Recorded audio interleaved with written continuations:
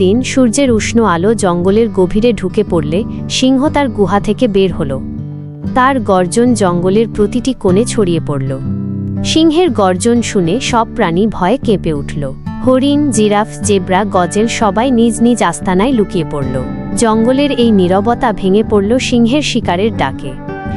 সিংহের প্রিয় খাবার ছিল হরিণ। সে ধীরে ধীরে হরিণের দলের দিকে এগিয়ে গেল।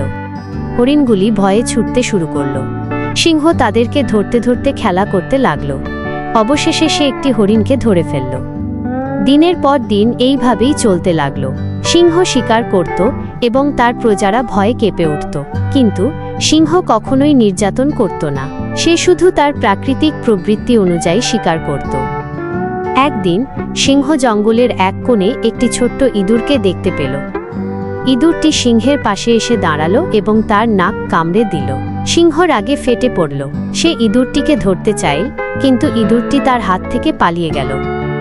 কয়েকদিন পর সিংহ একটি শিকারীর জালে আটকে পড়ল। সে অনেক চেষ্টা করেও জাল থেকে বের হতে পারল না। ইঁদুরটি সেখানে এসে সিংহকে দেখতে পেল। ইঁদুরটি সিংহকে মুক্ত করার জন্য জাল কাটতে শুরু করল। অনেক কষ্ট করে ইঁদুরটি সিংহকে জাল থেকে মুক্ত করল। সিংহ খুব খুশি হল এবং ইঁদুরটিকে ধন্যবাদ দিল।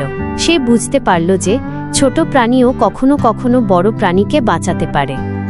সেদিন থেকে সিংহ ইঁদুরটিকে খুব ভালোবাসত এবং কখনোই তার ক্ষতি করত না।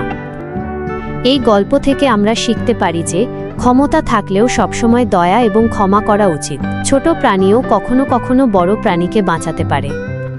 ভিডিওটি ভালো লাগলে অবশ্যই লাইক করে দিবেন আর চ্যানেলটি সাবস্ক্রাইব করতে ভুলবেন না।